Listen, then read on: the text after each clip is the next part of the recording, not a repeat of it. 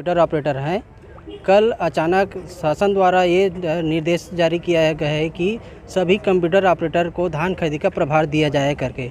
लेकिन हम लोग के मानसिकता और तनाव की स्थिति ये है कि हम लोग धान खरीदी में कंप्यूटर का ही वर्क करें कि अन्य प्रकार का काम करें, क्योंकि हमारे पास इतना समय नहीं होता कि हम अन्य प्रकार के वर्क को कर सकें।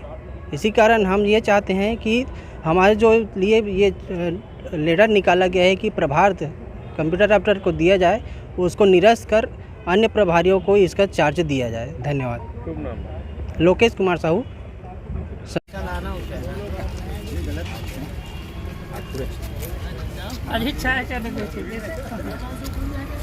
रुके रहो ना बाबा।